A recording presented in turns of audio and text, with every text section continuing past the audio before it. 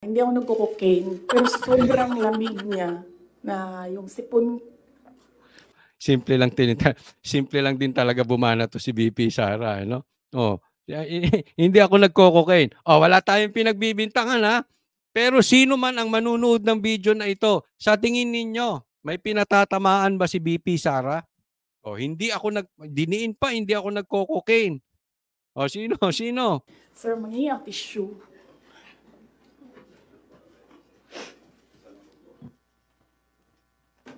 Huwag niyo lang hinaan, sir, kasi sa sobrang dami natin. Tissue lang, sir, may panyo ako. Ayoko ng panyo. Huwag niyo i-off, sir, kasi sa sobrang dami natin, mamamatay tayo dito pag walang aircon. Medyo, alam nyo, medyo para sa akin, medyo may pitik din yun. Baka hindi nyo naunawaan. Ha? Huwag nyo patayin yung aircon kasi sa sobrang dami natin dito, ha? Pag pinatay nyo yung aircon, mamamatay tayo dito. Ang datingan sa akin yan, parang pondo. Oh, sa dami ng Pilipino, kung yayariin ninyo pondo, patay tayo lahat. Oh. May patama yan. Sa tingin ko lang, ha? Kayo ba naniniwala na walang patama yan? O ito, hindi ako nagko-cocaine. Oh. Kasi hindi iikot yung hangin. Oh, hindi iikot yung hangin. Hindi iikot yung pera.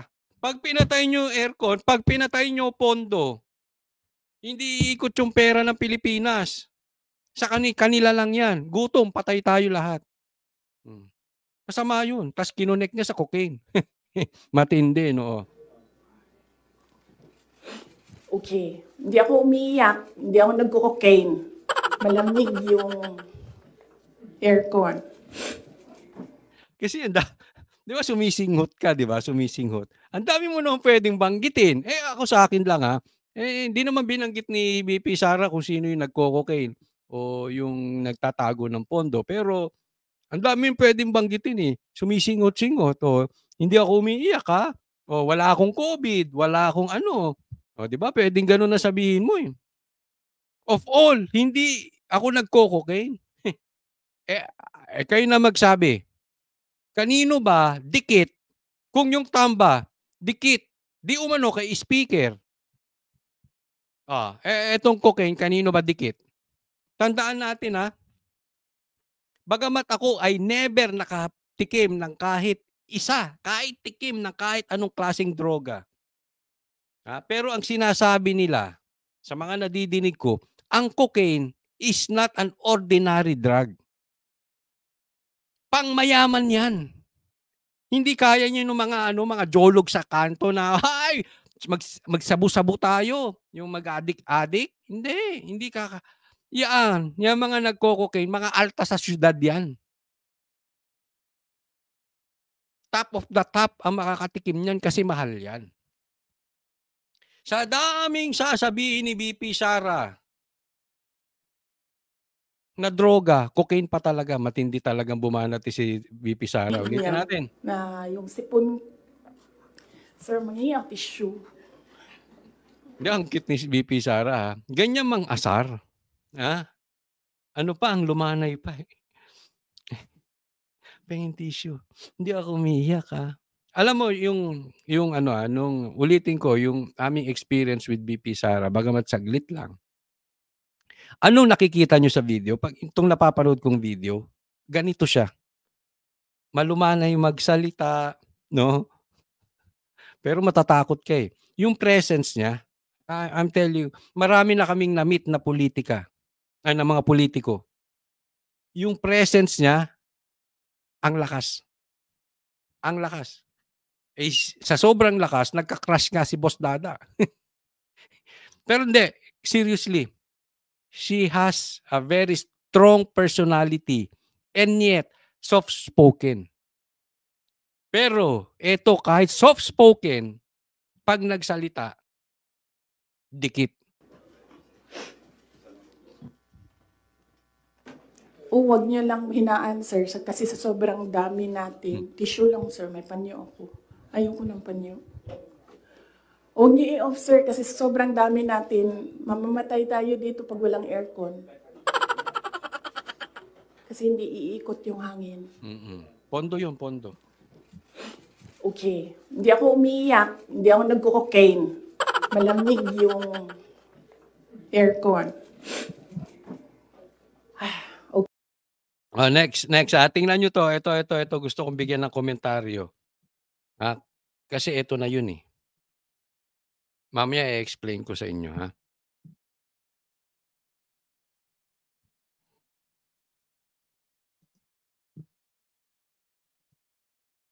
Bihan ko talaga si Senator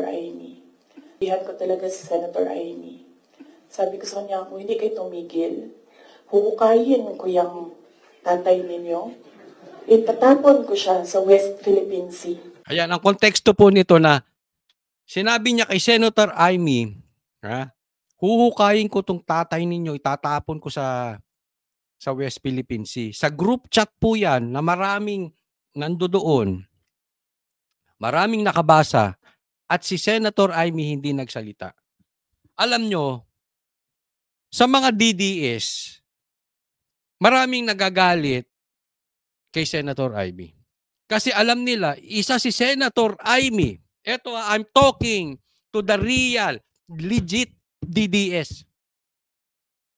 Alam nila na naging kasangkapan si Senator Amy sa pambubudol kay BP Sara na dapat siya ang naging presidente. Sabi nga hindi mananalo si Marcos, sinabi nila Amy, kung hindi niya tutulungan. Kaya tinulungan ni BP Sara si Marcos, si BBM. At marami dun sa real DDS galit kay Senator Amy kasi baka nabobola na naman daw di umano si BP Sara. Alam nyo po, itong sinabi ngayon ni BP Sara, it shows mulat na ang mata ni BP Sara at hindi na siya mabubudol ni Senator Amy. Kasi po ito si Senator Amy, remember this, si Senator Amy parang dumidikit sa Duterte. Pero puro salita. Wala siyang lehitimong tayo. Pero ayaw bitawan ng Duterte dahil mag-e-eleksyon. Sa madaling salita, ang datingan namamangka sa dalawang ilog. Ang mga DDS ayaw sa kanya at maraming mga loyalista ni Marcos parang ayaw na rin kay Amy. Kasi nasa gitna eh. Etong sinabi ni BP Sara sa GC, maraming nakabasa. Pero ngayong binanggit na niya, ito linya na. Amy, wala kang tayo. Kasi in-announce niya to sa press con eh. At alam niya kakalat. At alam niya didikit kay Amy. Amy, wala kang tayo. Kasi kung may tayo si Amy, hindi sasabihin ni BP Sara yan kay Amy kung may respeto siya. Kaya lang walang tayo ito si Amy. Remember, ang dami nang nagsasabi, nagko-call out kay Marcos magpa-drug test nung pumutok yung patungkol sa cocaine. Hindi tayo nagbibintang kung totoo o hindi nagko-cocaine si Marcos ngayon. Ibang issue kasi dati. We are talking about now. It's not for me to judge kung nagko-cocaine si Marcos or hindi. Kaya lang, may call out, drug test. Anong si Amy?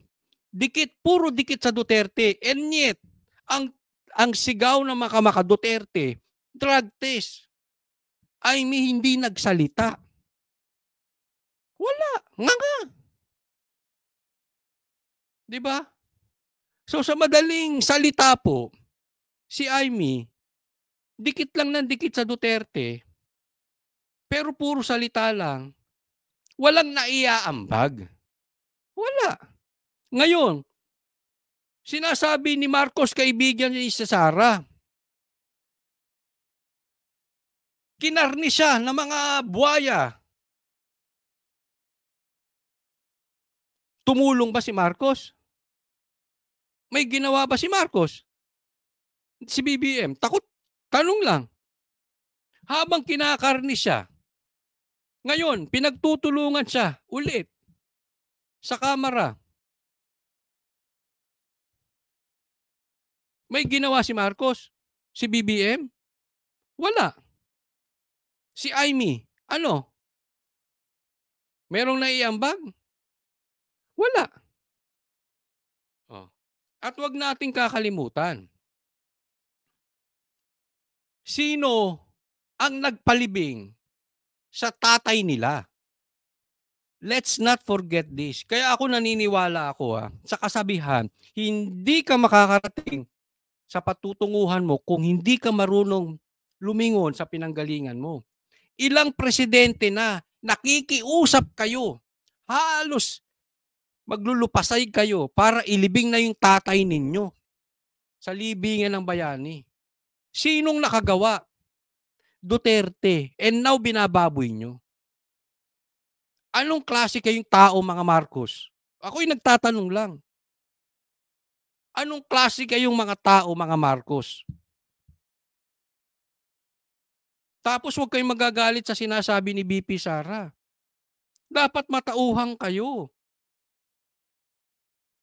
Hindi naman sinasabi na ipagtanggol si BP Sara. Ang sinasabi lang maging patas kayo. May kinakarni eh. Ito, tingnan nyong mabuti ito ha. Tatandaan nyo itong mabuti. Meron akong nakausap na politiko. Alam mo sabi sa akin, tingnan nyong mabuti yung sinisilip yung confidential ni BP Sara. Confidential funds ni BP Sara. May problema tayo doon. Alam mo kung bakit? Hindi kasi ibig sabihin yung pondo na yon ginamit ng 4 na araw, 5 araw. Hindi. Kasi pwedeng doon lang na i-report. Pero hindi ibig sabihin ginamit na ito ng iilang araw lang.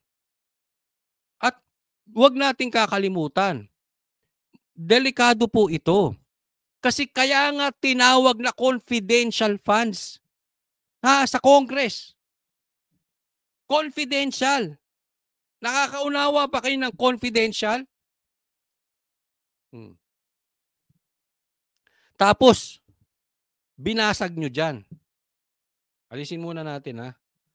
Tapos, binasag nyo. Pinaglalabas nyo dyan.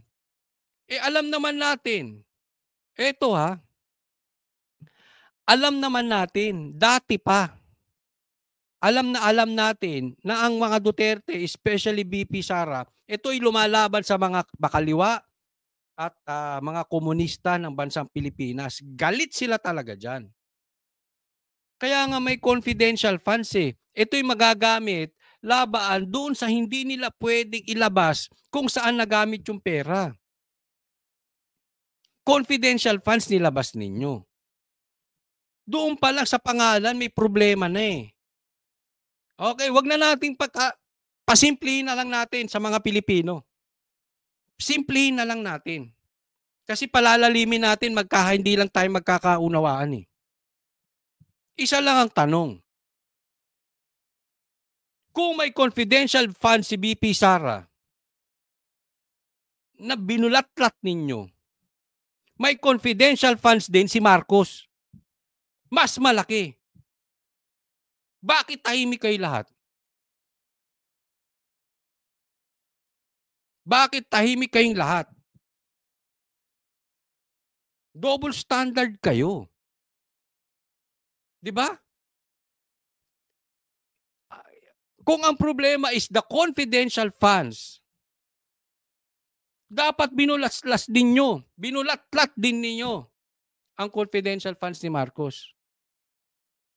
O, 'di ba? Kita nyo? Ngayon, alam nyo kung ba't na nagsasalita si BP Sara?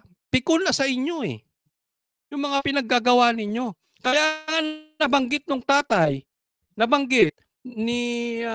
tatay niya na si PRRD, ang napapatawag pa kayo ng kung sino-sino, magdadamay pa kayo ng tao. Ako ipatawag nyo dyan.